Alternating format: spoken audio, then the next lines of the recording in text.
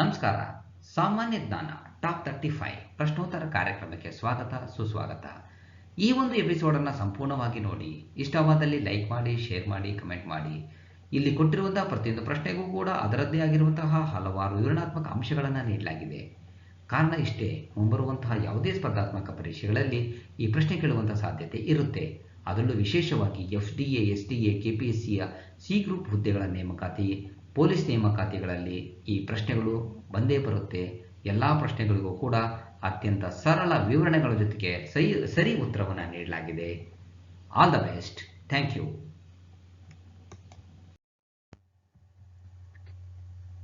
ದಕ್ಷಿಣದಲ್ಲಿ ಶಾತವಾಹನರು ನೇಗಿಲನ್ನು ಪರಿಚಯಿಸಿದರು ಎಂಬುದಕ್ಕಿಂತ ನೇಗಿಲಿನಿಂದ ಶಾತವಾಹನರು ದಕ್ಷಿಣಕ್ಕೆ ಪರಿಚಿತರಾದರು ಎಂಬುದು ಸೂಕ್ತ. ಈ ಮಾತನ್ನು ಹೇಳಿದವರು D Kosambi. 4 is the right answer. ಹರ್ಷನ ಮೇಲೆ ಚಾಲುಕ್ಯರು ಸಾಧಿಸಿದ ವಿಜಯವನ್ನು ಎಲ್ಲಿ ಹೇಳಲಾಗಿದೆ? ಐಹೊಳೆ ಪ್ರಶಸ್ತಿಯಲ್ಲಿ. ಕ್ರಿಸ್ತಶಕ 630ರಲ್ಲಿ ಹರ್ಷವರ್ಧನ ಮತ್ತು ಪುಲಕೇಶಿಯು ಮಧ್ಯ ನರ್ಮದಾ ನದಿ ಕಾಳಗವು ನಡೆಯಿತು. ಹರ್ಷನನ್ನು ಸೋಲಿಸಿದ ಪುಲಕೇಶಿ ಪರಮೇಶ್ವರ ಎಂಬ ಬಿರುದನ್ನು ಪಡೆದನು. ಈ ವಿಷಯವನ್ನು Hiuen ಸಾಂಗನು Aihole ಶಾಸನದಲ್ಲಿ ಪ್ರಸ್ತಾಪಿಸಿದ್ದಾನೆ. 3 is the right answer. ಈ ಕೆಳಗಿನ ಯಾವ ಕಾಯ್ದೆಯು ಮಕ್ಕಳ ದುಡಿಮೆಯನ್ನು ಅಪರಾಧವೆಂದು ಪರಿಗಣಿಸುತ್ತದೆ? ಔದ್ಯೋಗಿಕ ಕಾಯ್ದೆ. ವಿಧಿ 24 ಕಾರ್ಖಾನೆ ಮುಂತಾದವುಗಳಲ್ಲಿ 14 ವರ್ಷಕ್ಕಿಂತ ಕಡಿಮೆ ವಯಸ್ಸಿನ ಬಾಲಕರನ್ನು ಕೆಲಸದಲ್ಲಿ ತೊಡಗಿಸಿಕೊಳ್ಳುವುದನ್ನು ನಿಷೇಧಿಸಿದೆ. 1986ರಲ್ಲಿ ಬಾಲಕಾರ್ಮಿಕರ ನಿಷೇಧ ಕಾಯ್ದೆ ಜಾರಿಗೆ ತರಲಾಯಿತು. 1 is the right answer. ಕೈಗಾರಿಕೆಗಳಲ್ಲಿ ಕಾರ್ಮಿಕರಿಗೆ ವ್ಯವಸ್ಥಾಪಕ ಮಂಡಳಿಯಲ್ಲಿ ಪಾಲ್ಗೊಳ್ಳುವ ಅವಕಾಶವನ್ನು ಈ ಕೆಳಗಿನ ಯಾವುದರಲ್ಲಿ ಕಾಣಬಹುದು? ಪೀಠಿಕೆ. ಕೈಗಾರಿಕೆಗಳಲ್ಲಿ ಕಾರ್ಮಿಕರಿಗೆ ವ್ಯವಸ್ಥಾಪಕ ಮಂಡಳಿಯಲ್ಲಿ ಪಾಲ್ಗೊಳ್ಳುವ ಅವಕಾಶವನ್ನು ಪೀಠಿಕೆಯಲ್ಲಿ ನೋಡಬಹುದು. 3 is the right answer. ಅಂತಾರಾಷ್ಟ್ರೀಯ ಡೇಟ್ಲೈನ್ ಯಾವ ಸ್ಥಳದಲ್ಲಿದೆ? ಪೆಸಿಫಿಕ್ ಸಾಗರ.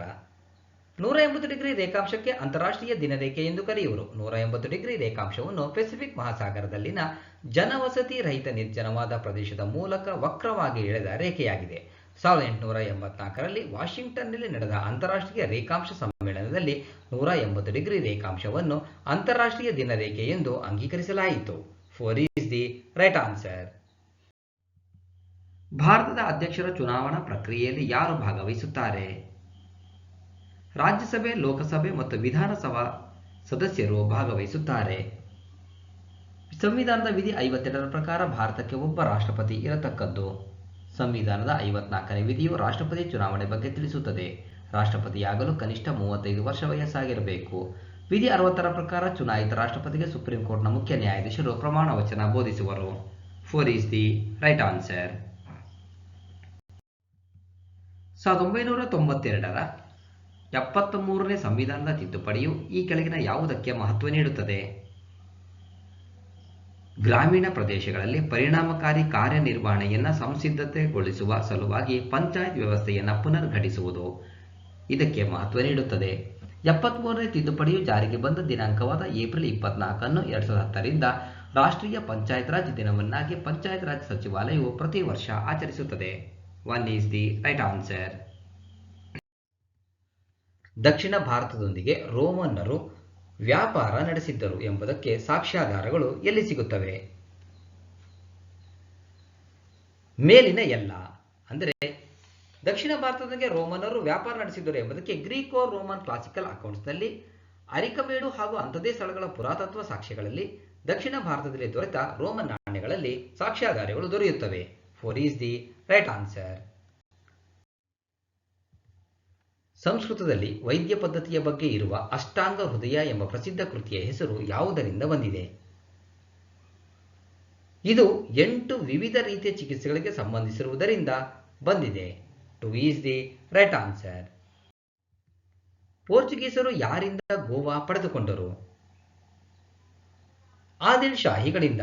ಕ್ರಿಸ್ತಶಕ 1514ರಲ್ಲಿ ಬಿಜಾಪುರದ ಸುಲ್ತಾನ ಇಸ್ಮಾಯಿಲ್ ಆದಿಲ್ ಶಾನ ಆಳ್ವಿಕೆಯಲ್ಲಿ ಪೋರ್ಚುಗೀಸರು ಗೋವಾವನ್ನು ಪಡೆದುಕೊಂಡರು. 2 is the right answer. ಭಾರತದಲ್ಲಿ ಪ್ರಥಮ ಸಿಮೆಂಟ್ ಕಾರ್ಖಾನೆಯು ಎಲ್ಲಿ ಮತ್ತು ಯಾವಾಗ ಪ್ರಾರಂಭವಾಯಿತು? ಚೆನ್ನೈ. ಭಾರತದಲ್ಲಿ ಪ್ರಥಮ ಸಿಮೆಂಟ್ ಕಾರ್ಖಾನೆಯು ಮದ್ರಾಸ್ನಲ್ಲಿ ಅಂದರೆ ಚೆನ್ನೈನಲ್ಲಿ 1904ರಲ್ಲಿ ಸೌತ್ ಇಂಡಿಯಾ ಇಂಡಸ್ಟ್ರಿಯಲ್ ಲಿಮಿಟೆಡ್ ಎಂಬ ಹೆಸರಿನಿಂದ ಆರಂಭವಾಯಿತು. ನಂತರ 1914ರಲ್ಲಿ ಗುಜರಾತ್ನ ಪೋರ್ಬಂದರ್ನಲ್ಲಿ ಇಂಡಿಯನ್ ಸಿಮೆಂಟ್ ಕಂಪನಿ ಲಿಮಿಟೆಡ್ ಹೆಸರಿನಲ್ಲಿ ಆರಂಭಿಸಲಾಯಿತು. 3 ಈಸ್ ದಿ ರೈಟ್ ಆನ್ಸರ್. ಶಹಜಹಾನನ ಕಾಲದಿಂದ ಮುಘಲ್ ವಾಸ್ತುಶಿಲ್ಪಗಳಲ್ಲೆಲ್ಲ ಕಂಡುಬರುವಂತಹ ವಿಶಿಷ್ಟ ಅಂಶ ಯಾವುದು? ದೀರ್ಘವೃತ್ತಾಕಾರದ ವೇದಿಕೆಗಳು.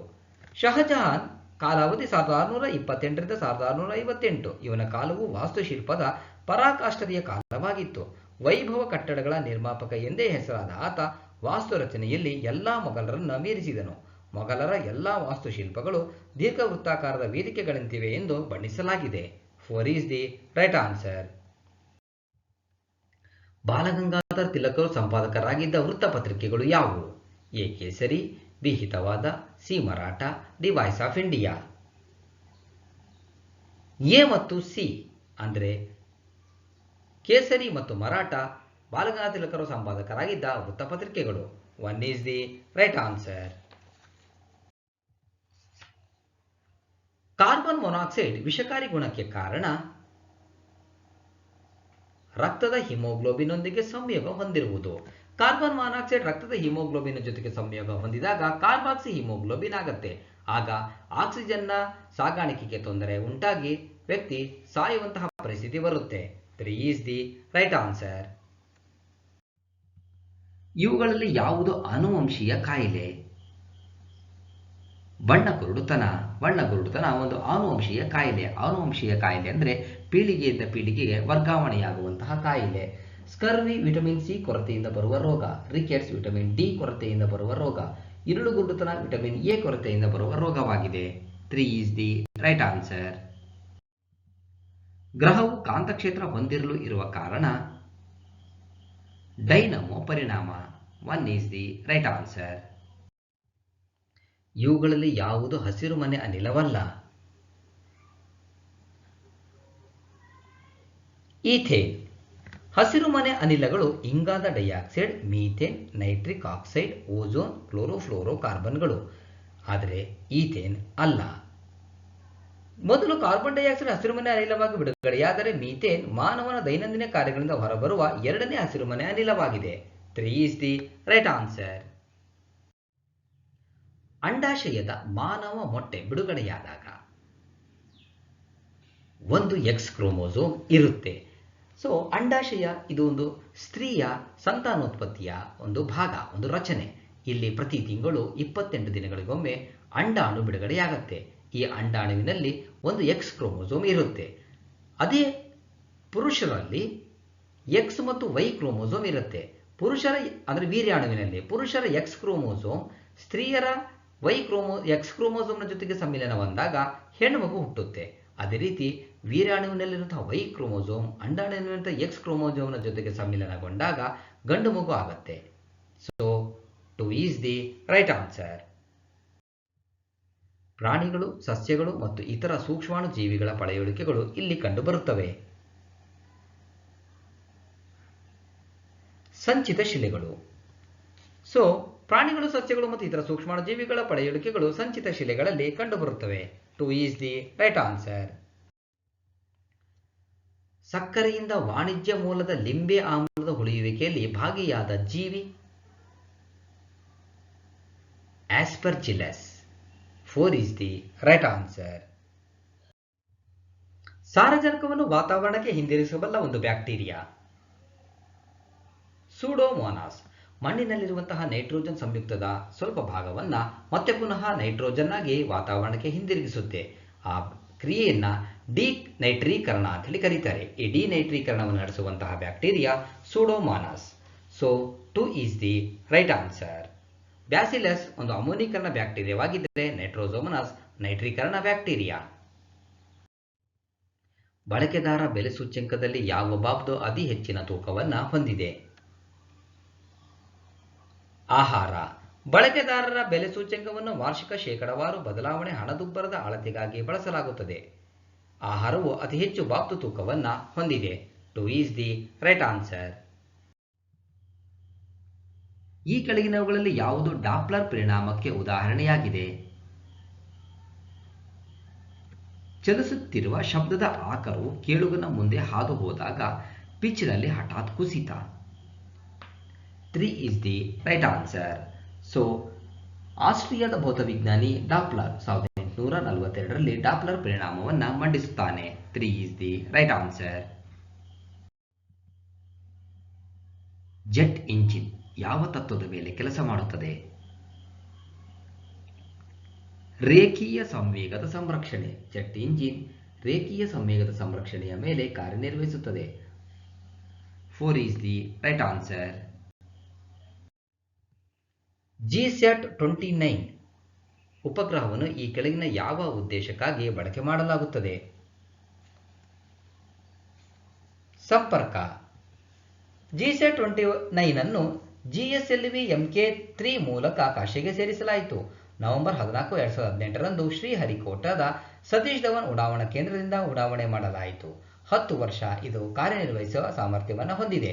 ಇಂಟರ್ನೆಟ್ ಸಂವಹನ ಸೌಲಭ್ಯ ಕಲ್ಪಿಸಲು ಅನುಕೂಲಕರವಾಗಿದೆ. 1 is the right answer. ಕೊಲೆಸ್ಟರಾಲ್ನಿಂದ ಪಡೆಯಲಾಗದ್ದು ಯಾವುದು? ಗ್ಲುಕಾಗಾನ್. ಗ್ಲುಕಾಗಾನ್ ಒಂದು ಹಾರ್ಮೋನ್. ಮೇದೋದೀರ್ಘ ಗ್ರಂಥಿಯ ಆಲ್ಫಾ ಕೋಶಗಳಿಂದ ಉತ್ಪತ್ತಿಯಾಗುತ್ತದೆ. ಇದು ರಕ್ತ ಪ್ರವಾಹದಲ್ಲಿ ಗ್ಲೂಕೋಸ್ ಮತ್ತು ಕೊಬ್ಬಿನ ಆಮ್ಲಗಳ ಸಾಂದ್ರತೆಯನ್ನು ಹೆಚ್ಚಿಸಲು ಕೆಲಸ ಮಾಡುತ್ತದೆ. ಆದ್ದರಿಂದ ಇದನ್ನು ದೇಹದ ಮುಖ್ಯ ಚಯಾಪಚಯ ಹಾರ್ಮೋನು ಎಂದು ಪರಿಗಣಿಸಲಾಗಿದೆ. 4 is the right answer. ದಕ್ಷಿಣ ಗೋಳಾರ್ಧದ ಅತ್ಯಂತ ಹೆಚ್ಚು ಎತ್ತರವಾದ ಶಿಖರ? ಅಕಂಕಾಗುವಾ.